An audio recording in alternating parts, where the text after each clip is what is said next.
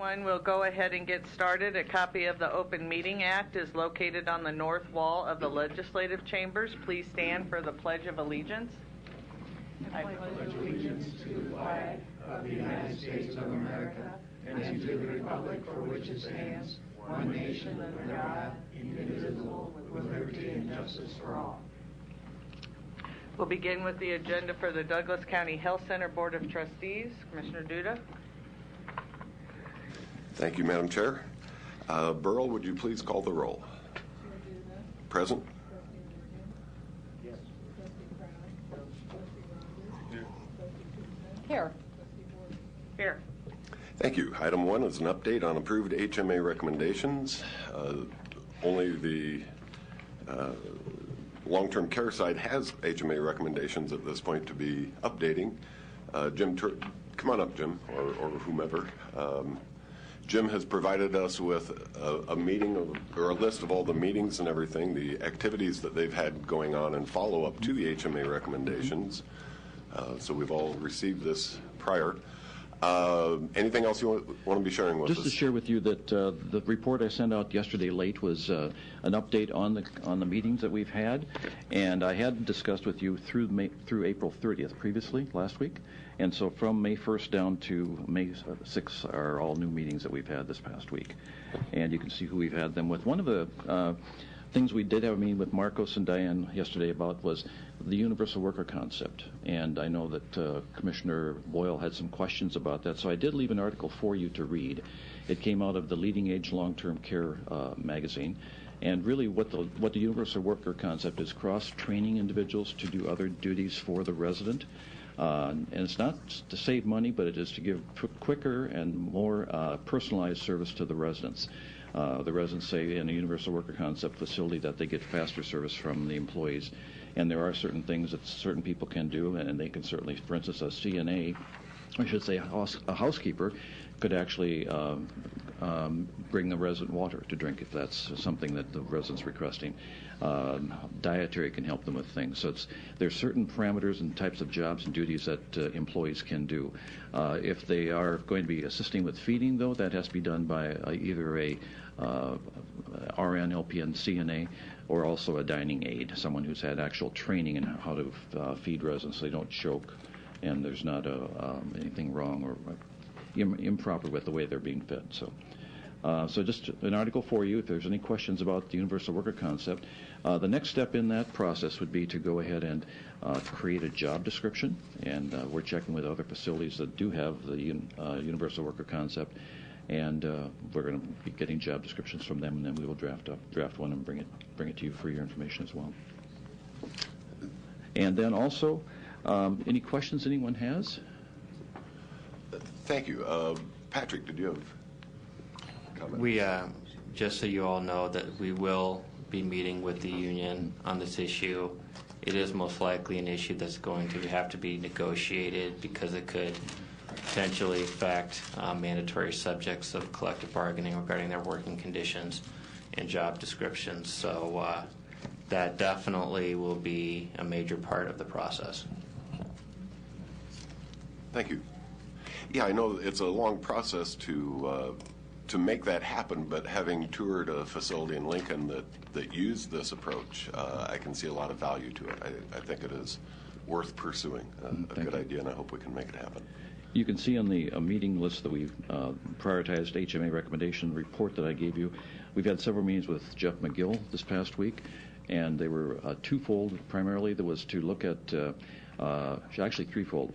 Buffet-style dining was one, getting ready for Via Bella to be opened, and the third one, of course, was the conversion of assisted living into long-term care.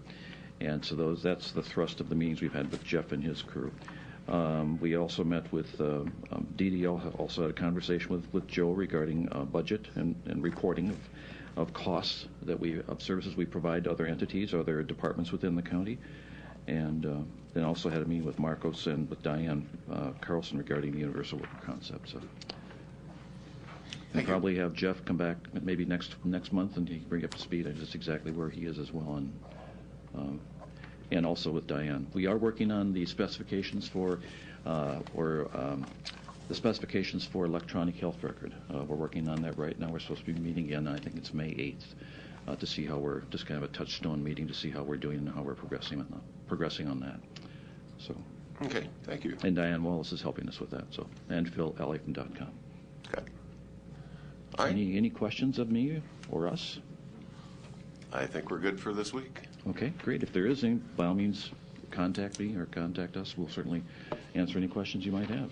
Very good. Keep up the good work. Thank you. Appreciate that. Thank you. Thank you. Thank you. Brings us to item 2, discussion/action on HMA recommendations for the Community Mental Health Center. These are 3 items that were held over from last week's meeting. We asked John Sheehan to bring us some more information on this, to do a little more of the financial background. What do you have for us this morning, John? And good morning, trustees. As Trustee Duda mentioned, last week we did consider this resolution to implement 3 of the recommendations that HMA had made to us, and I had provided some fiscal estimates based upon what we thought our revenue and costs might be to implement them, and I was asked to come up with exact figures, so I have come up with exact figures as best I could. I ran these by Joe Lorenz last Friday, so these have his concurrence as well. First, starting with number 19, in order to increase the number of individuals with Medicaid that we see in the Community Mental Health Center, we need to hire 3 additional staff, and that includes an advanced practice registered nurse, a psychiatric APRN, a therapist as a licensed mental health practitioner or a licensed drug and alcohol abuse counselor, and an outpatient clerk. The exact salaries for those individuals are shown there for a grand total of $151,032. I was also asked to look to see if we had furniture and computers and that kind of thing to minimize the startup costs, and we looked and did find furniture, chairs and desks and that sort of thing, but we do need 1 computer and 2 printers for those 3 individuals. And then Joe had advised that since we're probably not going to see a full patient load immediately upon hiring these 3 individuals, that it would be reasonable to expect a 25% productivity build, and so that's what that $75,000 cost is. So the grand total startup cost would be $75,680. So the total cost then for FY14 would be the $151,000 plus the $75,680, which makes $226,712.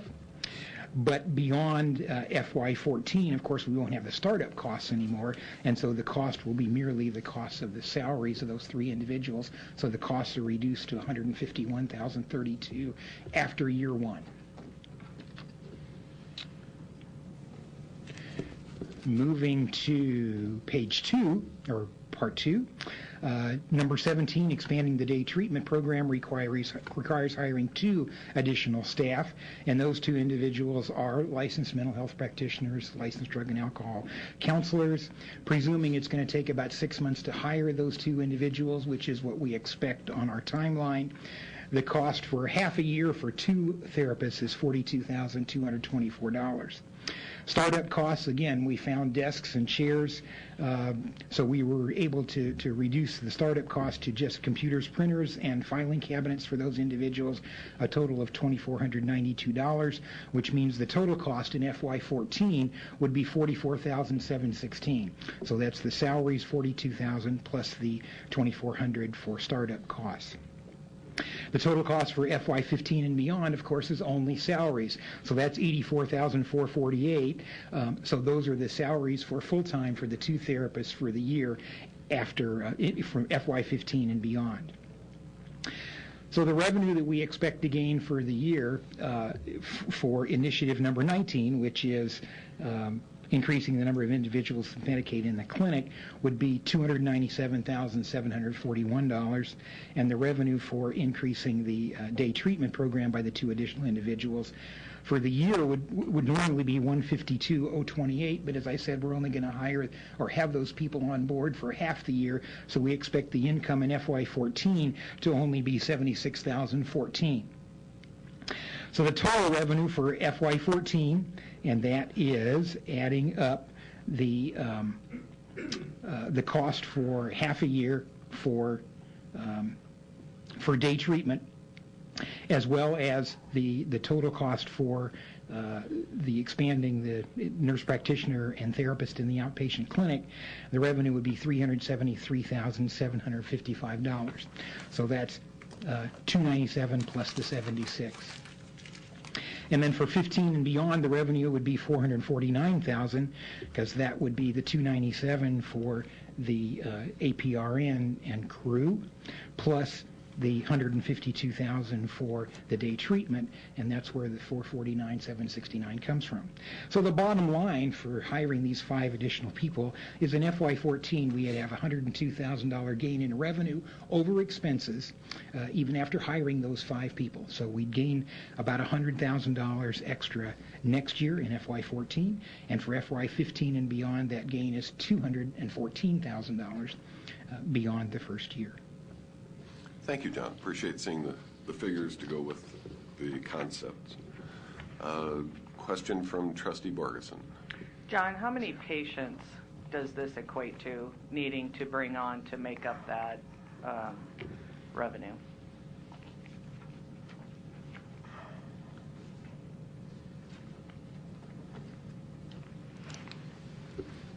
Okay, and actually it's not patients, Commissioner, it is number of units.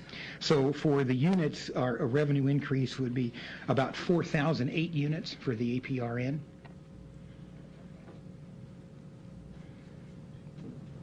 In the areas focusing on what? Inpatient? Medication management. Oh, this is medication management, correct. And then the therapist in the clinic would see, they would receive about 1,336 units.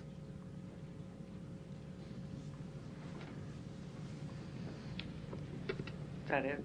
That's it. And then for the day treatment program, based on 5 Medicaid patient days per day, 246 business days per year, at $123.60 for the Medicaid rate, and that comes to $152,000. So that's based on having 5 Medicaid patients per day in the day treatment program. That's over and above what we have right now.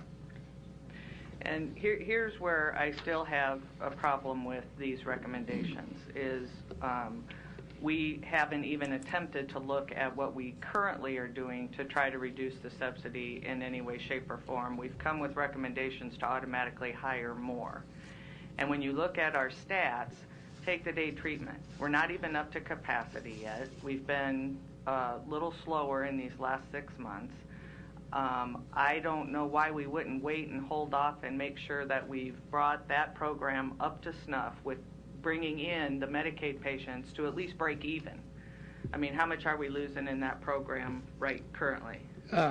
If we break them down, inpatient, outpatient, day treatment. Right.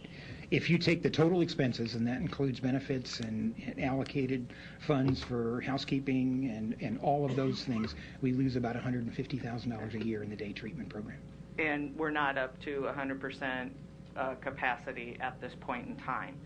So my recommendation would be to not expand the program, to allow the staff to work on bringing it up to capacity, reducing that subsidy to break-even point, see if we can hold it for 6 months to a year, and then come back and see if we can expand it.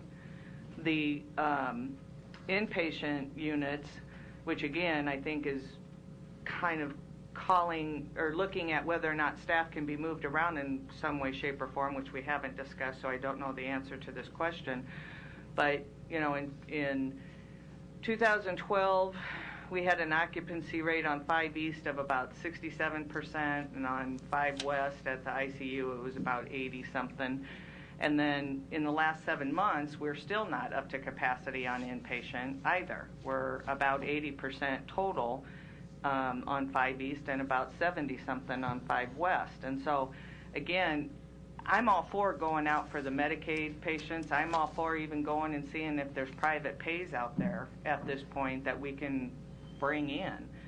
I don't know if private pays for the day treatment, but the other areas we could probably look at that. And so until we look at that, I'm just not convinced that spending that additional those additional dollars and hiring additional staff, which is our main cost, of subsidy, that we would move on these recommendations at this point without further discussion and looking into other areas to reduce that shortfall. I mean, do you have a goal of what your shortfall for community mental health center would be within the first year? I don't yet know. Okay. That's what I think we need. I think we need to set a goal, if it's 10%, 20%, 50%, whatever it is, and then we wrap our recommendations around that. But again, until we are up to capacity and running at capacity for a given point in time, I just don't see how we can add more staff on right now, and cost. Thank you. Trustee Kraft. Yes, and I'm in favor of the dual-pronged approach, where you start this at the same time as we work on the issues Commissioner Borgeson is mentioning. There's nothing that says it has to be one or the other. It can be both. It should be both. So I would make a motion that we go ahead with this as presented, and that we continue working on the other issues as we can, and do it very expediently. So your motion is to approve the three. Yes. The one resolution with the three components that we laid over last week, Right. over to today. There is a cost in delaying. The longer you delay, how are you going to, you still have the lag in creating the income.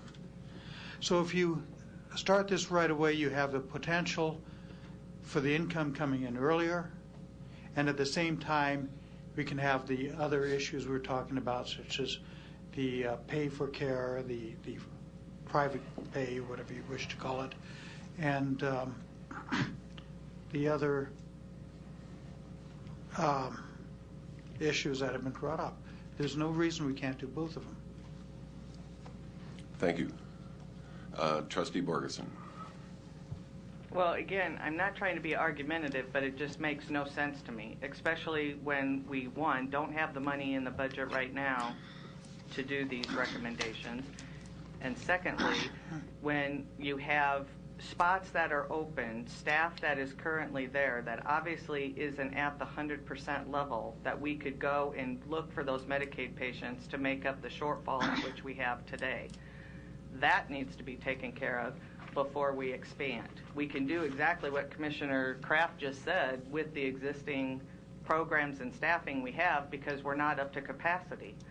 And so somebody needs to convince me otherwise, that can't happen, and I think it can. And so again, there's no need to do a two-prong approach at this point. I think we need to get our capacity up to the level in which it has the capacity to be at today, and then look at it from there forward. We can go out and try to drum up more Medicaid and private pays at this point without any additional cost. Thank you. Trustee Kraft. Yes, and as far as the budget, it may not be in this year's budget, but if we don't approve this before we start our next budget, it's not going to be in next year's budget either. So we may as well approve it, and the fact that it's approved doesn't mean there has to be expenditures yet, but it can start getting everything in place, including the marketing that may have to be done, if there is any marketing that has to be done, and the reconfiguration of whatever has to be reconfigured. So, I stand by my motion. I think it only makes sense to go forward in the two-prong approach. Thank you. Trustee Tusha. Morning, John. I'm not going to vote for this today due to the fact that I'm still trying to get a wraparound on this. I know these are HMA recommendations. I understand that. But I feel that somehow there could be other recommendations or other avenues that we could start looking at without costing us this. I understand that you've got a net gain eventually, but right now we're so tight on budget and we're asking everybody to either stay flat or to reduce their budget. Personally, I can't see me telling everybody else, reduce your budget, yet we're going to give you the money to go ahead with this. I mean, I'm not saying eventually that we can't work something out, but I think currently, as of today and as of today's budget, I think we need to look at other revenues to see, or other areas where we could possibly get some of this done without spending so much money on this. So as of today, I'm not going to vote for it. Thank you. Thank you. Trustee Rogers. I mean, John, in line with everybody saying, I guess my piece is I'm just not comfortable with the build it and they will come concept. I mean, if that number drives up to the point we need to do it, I'm more than supportive at sometime during next year, no matter what the budget's set at, to look at trying to go there. But despite the argument budget-wise, it's a better case if it's up to capacity to do this than to say do it and build it and they will come. So if you all want to work to that point to get that number up, then I think it takes a clean look. But it's hard to make that argument without being full yet. So thank you. Well, I think we're talking about two different things here. Where we're not at 100% capacity, and I don't know how you can ever get at 100% capacity. I mean, the logistics of every bed full every day. You're not sized appropriately if that's the situation. There's a lot of people whose needs are not being met. My fear as we move forward with all this is as we begin looking at patients that bring revenue versus patients that are indigent, have no revenue. I don't want us to start courting only patients with revenue at the expense of the others and saying we're going to turn our back on you, you have no money, we're broke, we can only take care of the people with money. We're the county. We're supposed to be taking care of those people. You bring us an option here where we can, as in line with the HMA recommendations, where we can increase our capacity on some of these programs to where we don't have to say, no, we're not going to help you because you're indigent. We can still meet your needs, but we can still pursue more patients with revenue by expanding the capacity. You have shown us, as HMA did, that it will increase our support or our revenue beyond our expenses. The support for the Community Mental Health Center will decrease by a projected $102,000 in the first year if we do this, $214,000 in the second year if we do this. And we're not turning our back on any patients because they don't have the resources that we want. This is exactly what I believe we should be pursuing, and I'm not understanding why we say you've got another program off over in here that isn't at 100%, and therefore we can't move forward with these recommendations.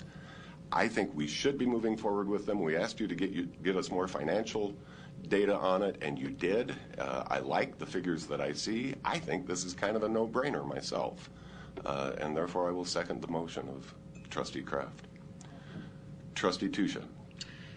Again, with a couple of comments that have been made, why are we spending this dollar amount to expand this when we're not at 100% capacity? To me, that's not even logical. It just makes no sense whatsoever. We're not turning people away because we have the room for them. So until we get to the 100% or do other items which in the HMA require, additional recommendations that won't cost this much money. Maybe, next year we can work on this, but as of today, until we can get to the capacity, I just don't understand why we should expand if we're not even there yet. If we were at 110% capacity, if we were turning people away, if we had no room, yes, of course, that'd be a no-brainer. But to me right now, we don't even have it filled up. So I'm sorry, I can't vote for this. Thank you. Okay. If I could provide a small clarification. Fine. Yeah, I believe, Commissioner, the program you're referring to is the day treatment program that may not be at capacity every single day. But on the other initiative expands outpatient services and allows us to care for more individuals in the outpatient clinic. And in that area, we do have unmet demand. I mean, people call us for appointments, and they're waiting a while to be seen.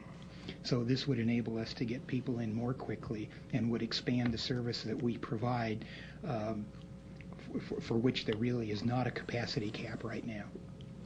On the outpatient med management, where staff asked us a year ago to cap it at 1,600 patients, and we said no. We want you to help everybody, and today there are over 1,700 patients, and they're saying we don't have the capacity to take care of more. And here is an opportunity to expand it with a positive revenue impact for the county. What is not at capacity? When they asked us to cap it at 1,600 and we're over 1,700, and now we're saying, but we can't do this because we're not at capacity.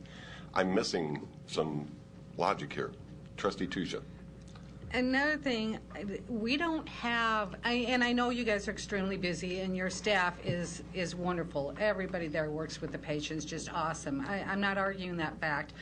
But, you know, to hire 3 more additional staff at $151,000, we don't have anybody that can do some cross-training within the whole center. I mean, Commissioner, we do that all the time. And I don't mean to say that you don't. Yeah, but from the mental health diversion program who come in and do intakes for us a couple of times a week. We have social workers who normally work only on the inpatient units who come down and do intakes for us in the outpatient clinic. We are using everyone to the max we can to help in the outpatient clinic. Well, and I appreciate that, I really do. But again, and I'll go back to the budget restraints. I just can't approve it for this budget right here. And then we'll have to look at, maybe next year it'll be better. But then at least then we have a whole year, to see how things go. But I just can't approve it right now. I'm sorry. Thank you. Trustee Morgan. I lean toward not supporting it at this time. At the same time, there's probably some others that we have a motion and a second. But I also want to make certain that if Joe Lorenz has something he'd like to say to us, I'd welcome that. And I don't want to put you on the spot to say anything. And then I assume there may be some others that may want to say something. I want to listen to that also as we continue the discussion. Sure. Yeah, John came to me and we went over the methodology and we put it in terms of the fiscal years. So based on those assumptions, those numbers are correct. And then yesterday we had a meeting, and Commissioner Borgensen raised some questions about those assumptions behind the methodology. And I think that's the issue really at point here, is some of the validity of those assumptions. And, that I'm not expert enough to be able to speak to. So that's kind of where the disconnect is. And I appreciate you commenting, Joe, and that's where, it's always easy to project out those revenue assumptions, and we have to be very careful because it'd be easy for us to have a budget next year and have some assumptions about some things. So that's all I have to say. I'm not sure if there's some others that want to make a comment or not this morning. Well, I'll give you an opportunity before we're done. I do have Trustee Kraft is waiting to speak here as well. John, could you step back to the, okay. If we were to pass this today, which is highly unlikely, okay, but if we were to pass it today, what would be the soonest? Would it be this budget year or next budget year? Oh, it would be this budget year. Okay. If we were to pass it today saying that you start it next budget year so that you can get all, there are things you still need to do to get this up and running before you actually need to hire the therapist, correct? No, actually hiring the therapist and the APRN are the things we would need to do. I mean, we pretty much have everything else in place. We'd have to order the computers, but that typically takes a couple of weeks. Yeah, that's okay. That's not a big deal. Okay, so there's no plans or there's no ramp policies, up. No ramp up. Yeah, correct. Thank you. Okay. I would like to amend my motion that it start on that we start this at the start of the next budget year. Okay. All right, I'll agree with that. Trustee Kraft, or Trustee Rogers, excuse me. Well, I mean, I mean, Commissioner Kraft, if you want to, I don't, and I know, if this is not the deal, I'm just going to tell you, John, I don't want to vote no on this. But, some of the best advice that I had when I was getting into politics is that you don't understand it, don't vote for it. So, I might need to sit down with you again sometime because I thought I had a grasp on this, but I'm not. Just something's not clicking with me with the bill that they will come piece. So I need to understand the flow on this. If you want to hold it off, that's just me. Because if not, I was going to abstain to give myself some time to really grasp it. It's just that, I think I understand the parts of it, but before I really outlay it, there's something that won't let me totally go, and I'm trying to grasp, but I'm not going to be able to get it in this setting, no matter what you tell me. So it depends. If we can lay it off, then I can kind of get baptized on it on this Friday or next Monday before we come in and get a comfort level to some degree. So that's where I'm at with that. Okay. If I could, I'm going to withdraw my motion for the moment for this meeting. We don't have the votes to pass it. John, if you would please meet with I know you and I have met extensively. Mm-hmm. I don't know who else you may or may not have met with on a one-to-one. But there does seem to be this disconnect where some people think this and the other are connected, and they're not. They're two totally separate things, and they can be worked on independently at the same time. So perhaps you can work up a sheet so that the people who are against it, spending the money to take care of more people, what Claire says about you wanted us to cap it at 1,600. We're serving 1,700 and sometimes almost 1,800 with a staff that's only geared up or capable of adequately serving 1,600. Show us those numbers again that you showed us 3 years ago, I'm guessing. Show us those numbers again and work on your sales pitch, okay? And talk to each commissioner one-on-one or two-on-one so that we can all understand it. Because as I said, well, actually, I did stay at a Holiday Inn Express last night, so therefore I know everything about it. But no, it is a complex issue. It is sometimes an issue that may not be apparent to those of us who are not in it. So if you'd work on your sales pitch. Sure. This is like the Shark Tank, isn't it? Well, fine. Then we'll come back and I'm fine with Trustee Rogers if he wants more time to study this and get comfortable with. I mean, I'm thinking I'll set the time up. We can come in and I'll get it. And I'll fall on the side where I feel on it. I just I thought I had a grasp on to some degree, but I got to get myself in balance. Voices that I kind of trust on this now, when that brings some doubt, I need to see where I'm at. So I want to try to find out and be fair to you. So I appreciate your attention on the issue, Chris. And Chris, maybe let me know when you might be meeting too, and I'd come down to your office or whatever. Okay. Thank you. Trustee Tusha. And John, I'll make an appointment too to come in and maybe we can sit down and you can go over and explain everything to me also. But as of right now, yeah, all I'm seeing is the cost, and I just can't go along with that. Thank you. Thank you.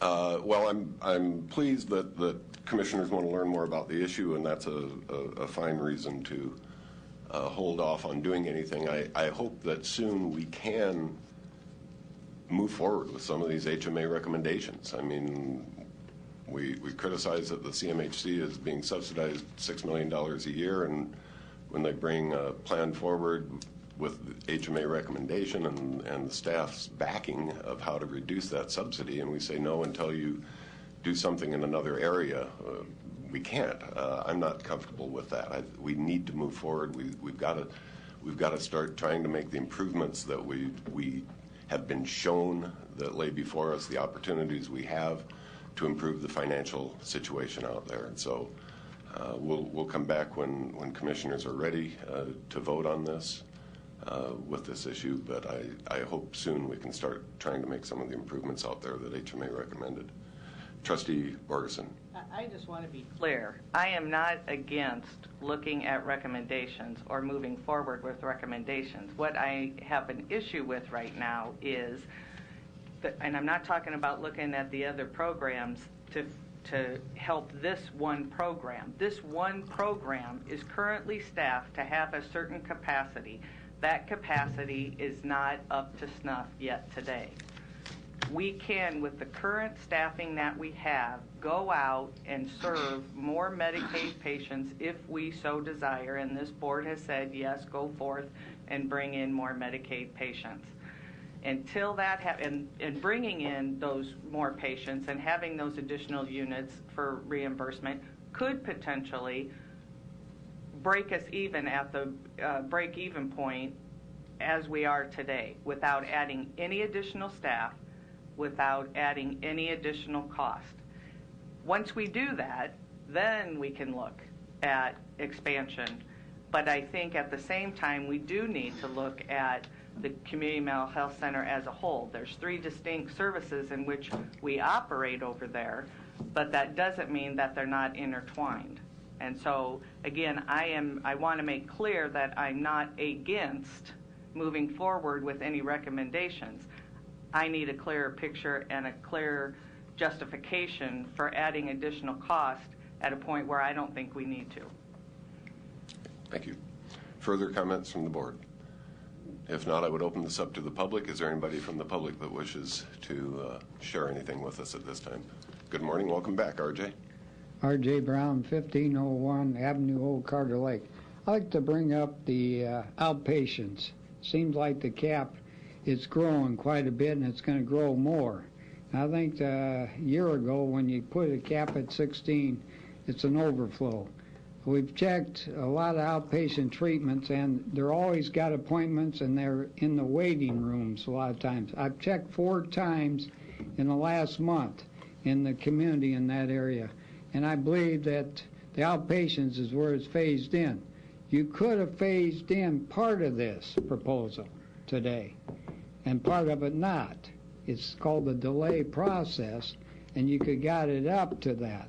That's why I try to get up early to explain it to you more.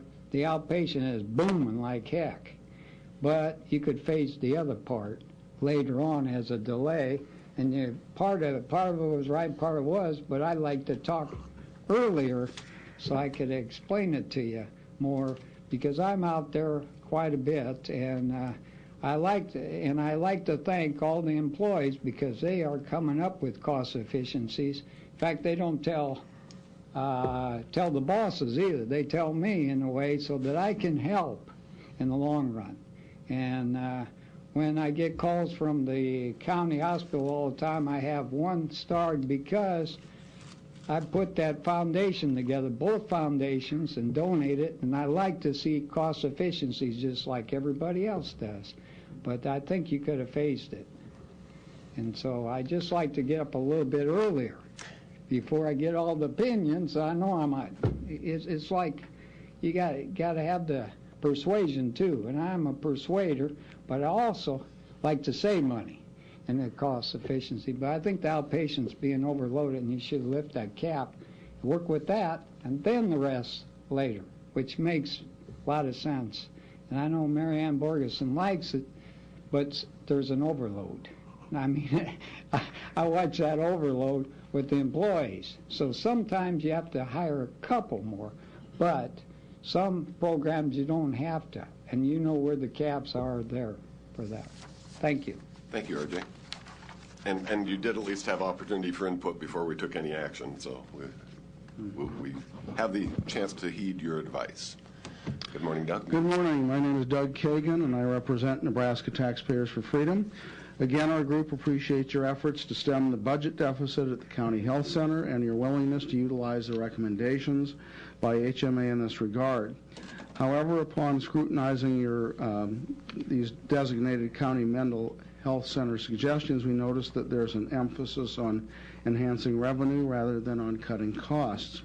We do recognize that enhancing revenue should be part of the equation to maximize the resources at the mental health center. However, we caution you to consider the costs of additional employees and relying on adding Medicaid patients, as LB 577, a bill to increase Medicaid eligibility, appears to be mired in the legislature.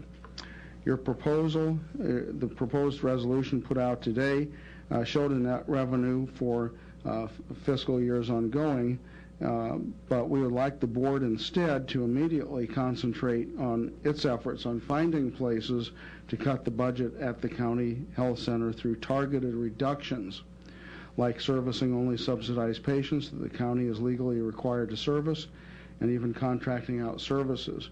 So it is really a matter of priority, as Commissioner Borgeson says. Thank you. Thank you, Doug.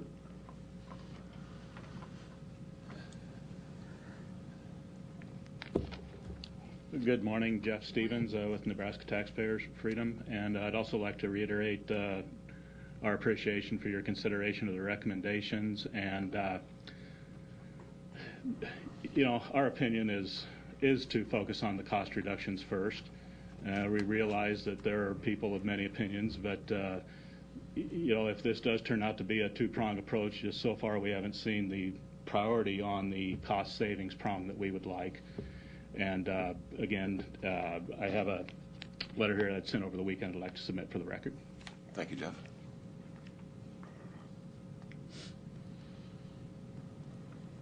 Thank you. Thank you. Appreciate your attention on the matter. Anybody else want to share any thoughts with us at this point? If not, we have no need for executive session. I don't think there's anything further for the good of the cause of the trustees this morning. Second. Burl, would you please call the vote? Yes.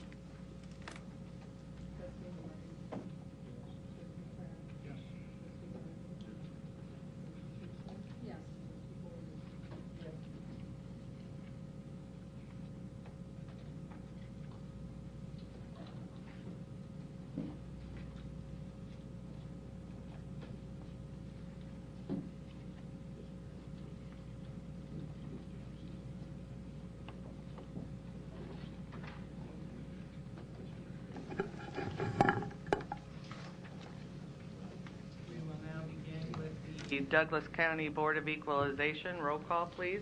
Commissioner Boyle, Commissioner Duda, Commissioner Kraft, Commissioner Morgan, Commissioner Rogers, Commissioner Tusha. Here. Madam Chair. Here, item A, approval of the minutes of the Board of Equalization meeting held Tuesday, April 30th, 2013.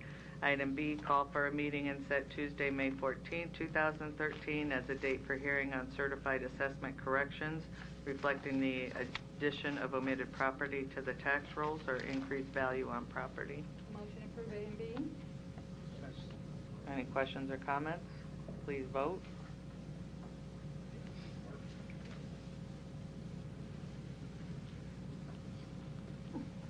Motion passes. Citizen comments. Is there anyone in the chamber wishing to speak to the Board of Equalization about an item not on the agenda? Seeing none, we'll move to resolutions. There are 3 resolutions. Motion approved. Second. Any questions or comments? Roll call, or please vote.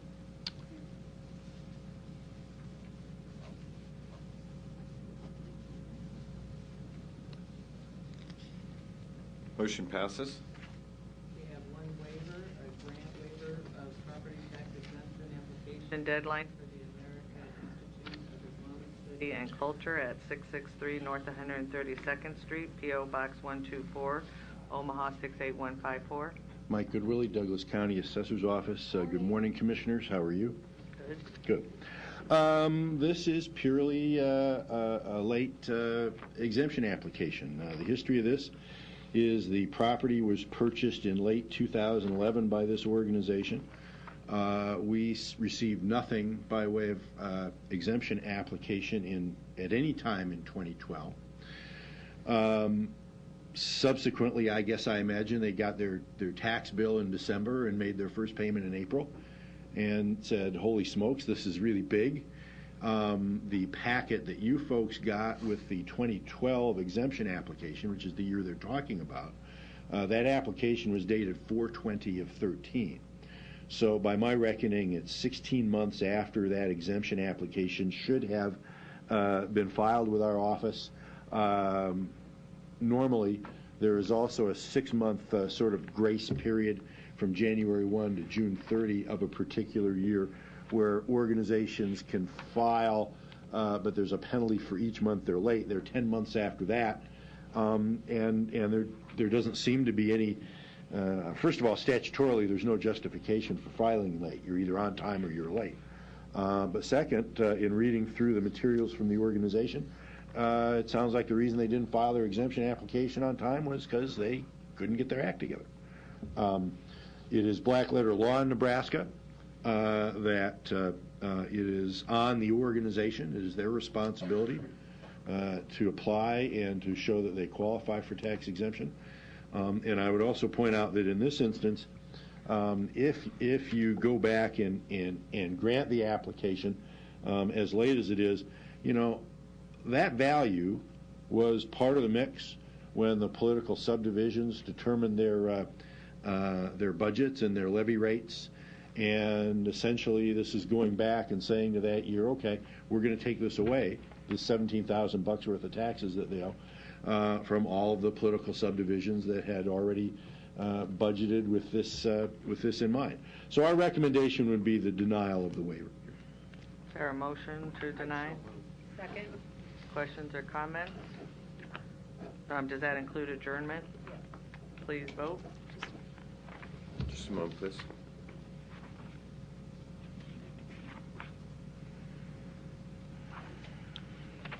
Okay.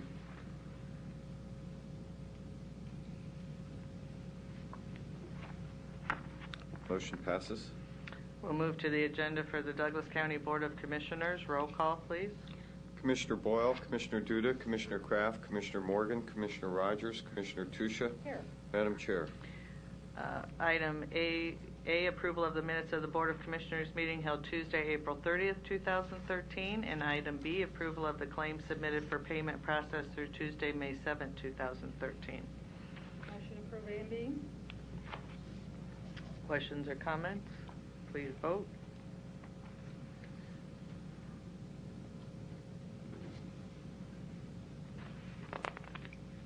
Motion passes. Consent agenda, a total of 5 items, A through E. Motion approved. Any questions or comments? Please vote.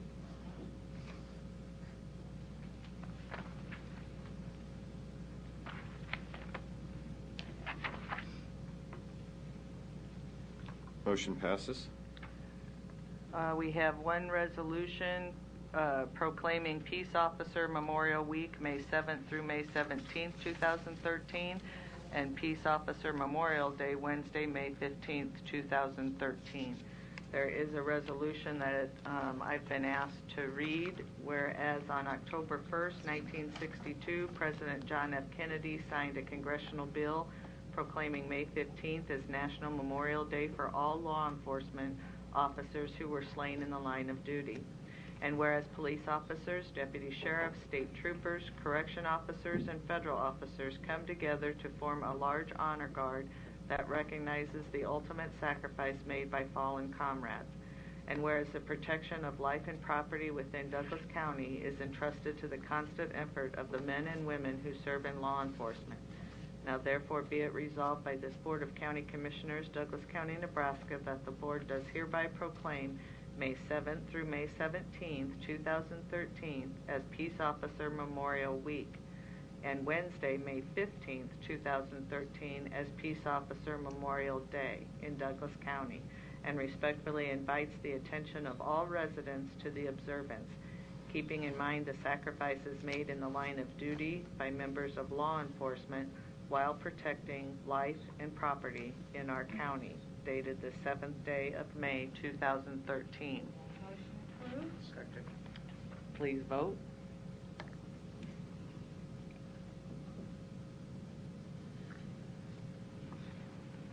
Motion passes. We will, citizen comments. Is there anyone in the chamber wishing to speak to the Board of Commissioners about an item not on the agenda?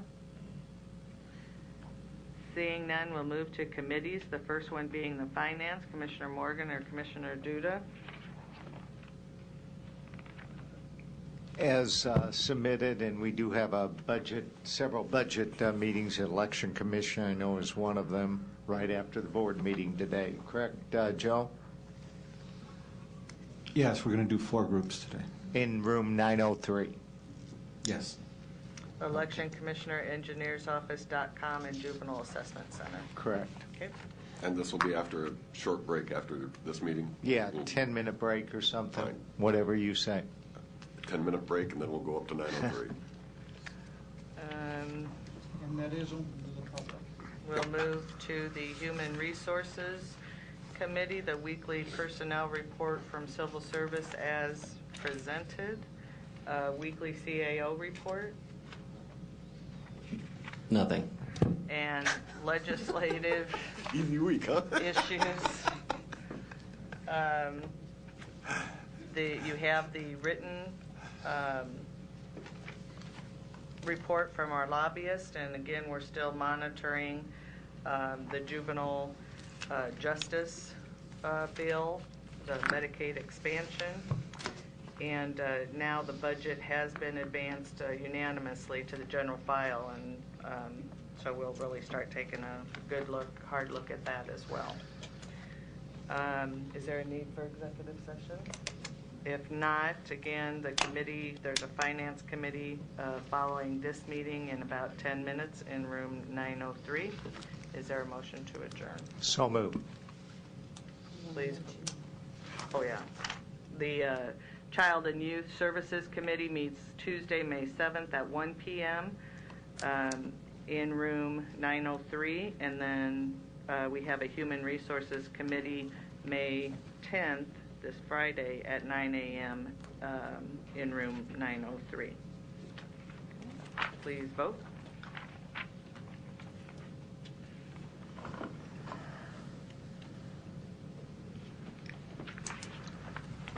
Motion passes. Always need you. Okay.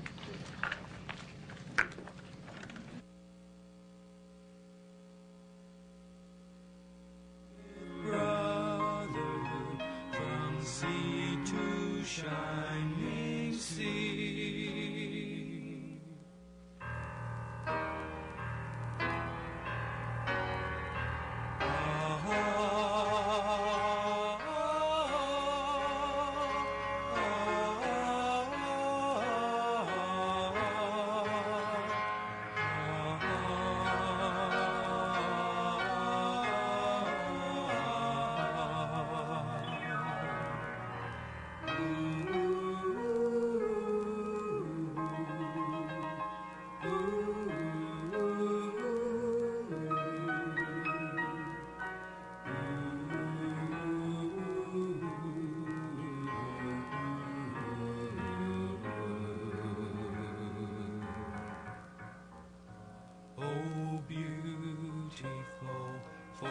Spacious skies, for amber waves of grain, for purple mountain majesty above the fruited plain. America, America, God shed